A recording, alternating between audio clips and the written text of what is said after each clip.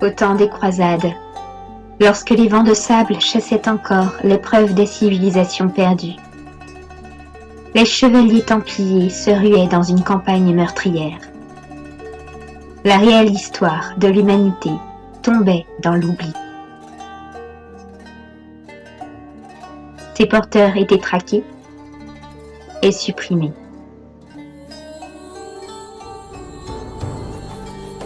Au-delà de l'embouchure du Nil, les terres d'Égypte résistaient dignement.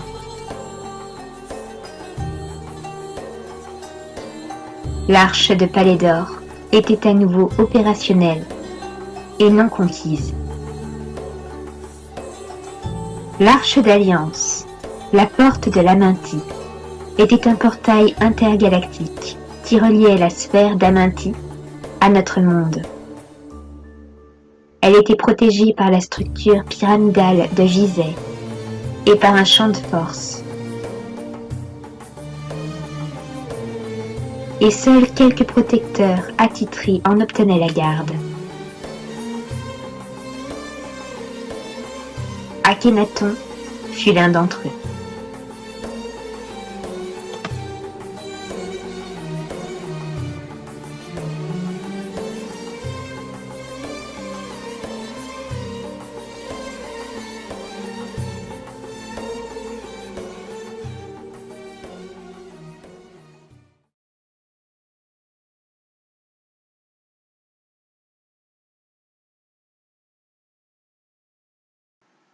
L'année -1398 naquit dans la capitale de Thèbes le jeune Aménophis IV, fils d'Aménophis III, un serf égyptien,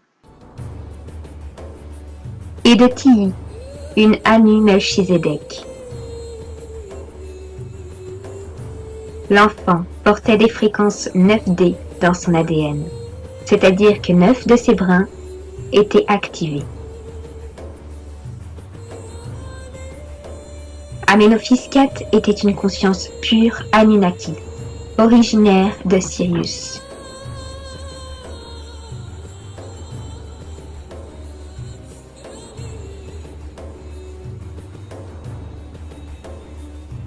Il n'était pas responsable des abus de pouvoir réalisés par ses confrères de la Résistance, les faux dieux dont on entend souvent parler dans les religions.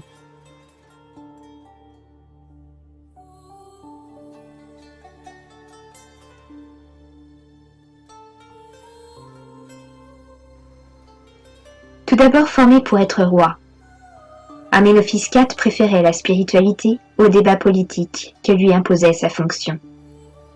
Il était avant tout gardien de l'arche, mais il devait aussi répondre aux fonctions administratives qu'exigeait le statut royal. À l'âge de 28 ans, il fut emmené dans l'intraterre pour y être entraîné. Être gardien de l'arche revenait à être passeur, ce qui consistait à faire transiter les âmes perdues vers la terre pour leur offrir l'opportunité d'ascensionner. Cela exigeait une grande responsabilité, et c'est pourquoi il était secondé par l'une des plus anciennes races de notre univers, les Elohim.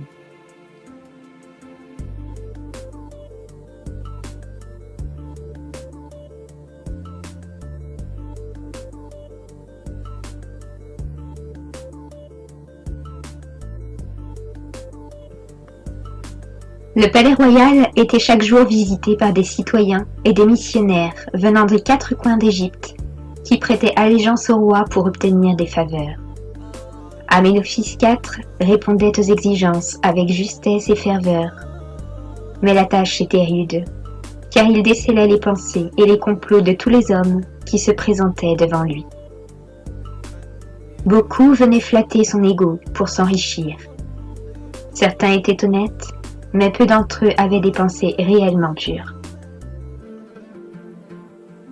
Aux côtés de Néfertiti, qu'il aimait éperdument, il siégea les premières années de son règne avec beaucoup de tempérance.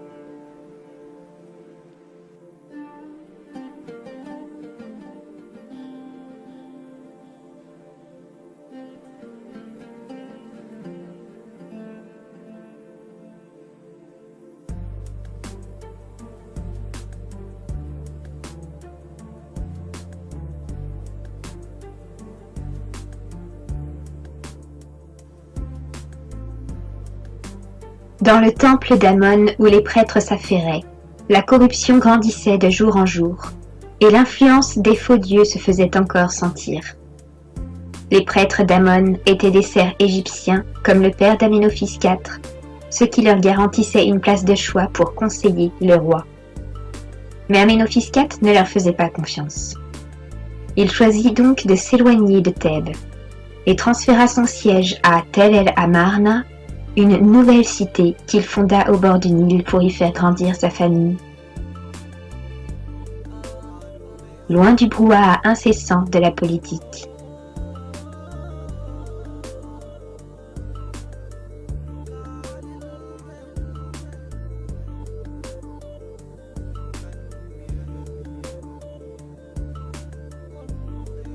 Dans cet élan, il modifia également le nom hérité de son père, pour prendre l'appellation d'Akhénaton en moins 1366, rompant définitivement avec les traditions. Aton était l'emblème du soleil, l'énergie de vie, la source créatrice divine. C'est la première fois qu'une divinité était représentée sous une forme abstraite, stellaire et non humaine. Mais les changements qu'il proposa ne firent pas l'unanimité. Les dogmes, les traditions anciennes et les fausses croyances étaient trop solidement ancrés au sein de la population. Les Égyptiens s'accrochaient à leurs faux dieux. En un temps de règne, c'était apparemment trop court pour changer l'esprit des hommes, qui avaient forgé toute leur vie et leurs coutumes sur plusieurs générations avant eux. Akhénaton persévéra patiemment. Et avec le soutien de Néfertiti, ils continuèrent à innover.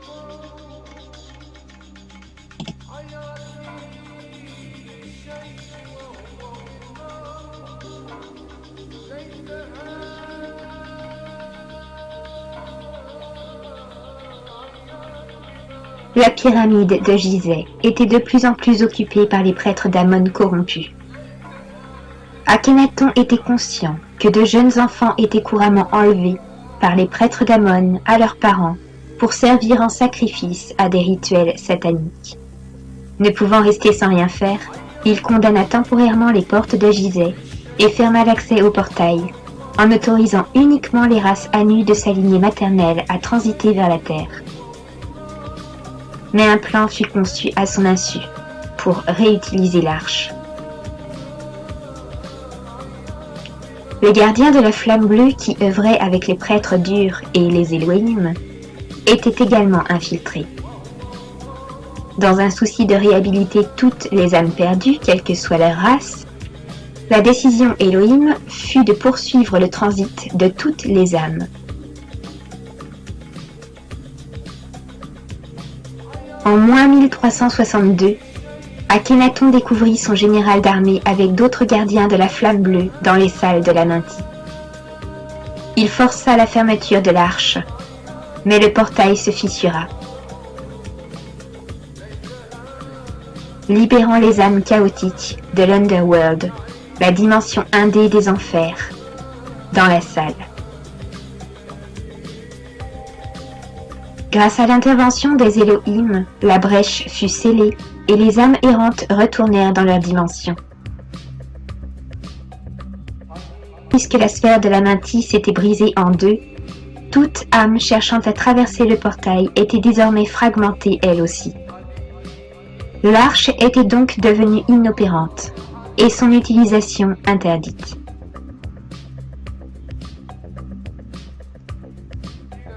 Mais après ce drame, Akhénaton se méfiait de tout et de tous.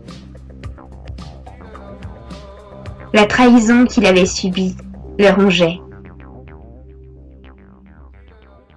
Il crut que l'interdiction d'utiliser le portail était une nouvelle ruse. Et il chercha à faire transiter d'autres âmes à travers l'arche. Alors les Elohim finirent par sceller définitivement l'arche d'alliance.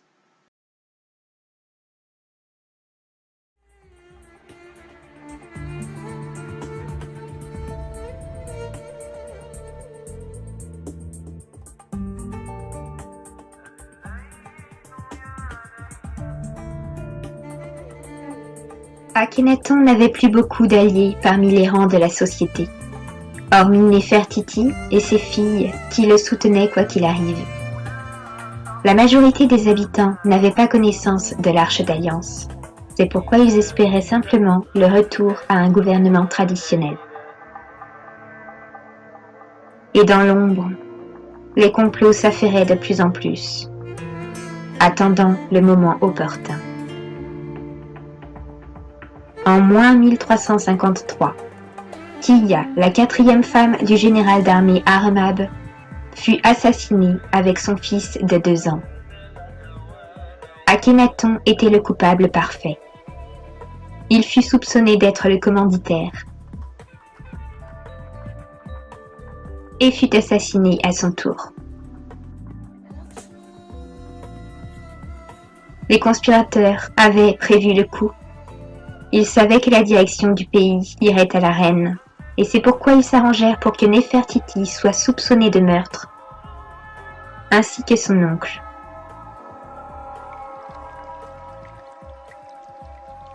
Ce qui s'ensuivit alors est une guerre familiale pour obtenir le trône.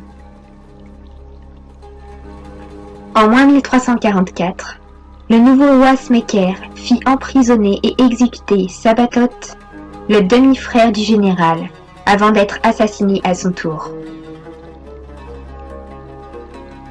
Toutankhamon, rebaptisé Toutankhamon par les prêtres d'Amon, fut nommé roi malgré son jeune âge, car il se trouvait marié à l'une des filles d'Akhenaton. C'est le général d'armée Armab qui en avait fait sa marionnette. Armab, ancien gardien de la Flamme Bleue, s'éloignait désormais de l'ordre pour favoriser le prêtre d'Amon, avec qui il replaçait les faux dieux au centre des traditions. Toutankhamon fut empoisonné à l'âge de 17 ans, et le siège revint à Aya, ancien prêtre d'Amon, le proche conseiller et ami du général Armab. Une fois Aya décédé, Armab se déclara enfin roi. Il dirigea l'Égypte en détruisant toutes les preuves d'affiliation avec les gardiens de la Flamme Bleue. Et le mouvement Aton tomba dans l'oubli. Sans protecteur attitré, l'Arche d'Alliance fut transférée sous la garde des Ibiru.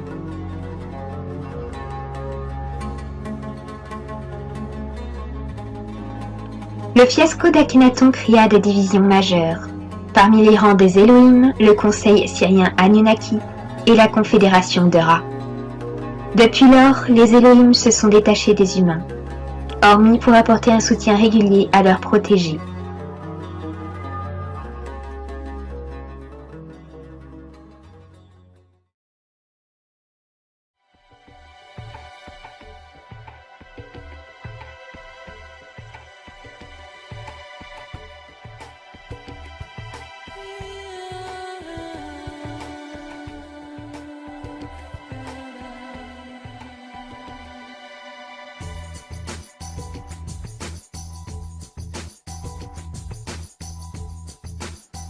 Laissez les faux dieux à l'histoire. Consacrez votre attention au soleil. Baignez vos yeux dans sa lumière. Réchauffez vos cœurs dans sa chaleur. Nourrissez-vous d'amour chaque jour. La lumière est chaude, flamboyante, étincelante. C'est la vie, la source de tout, l'envie, l'après-vie. Puissent vos âmes trouver le chemin des rêves, vos corps bercés dans l'éternel, et vos actes s'acclimater au changement.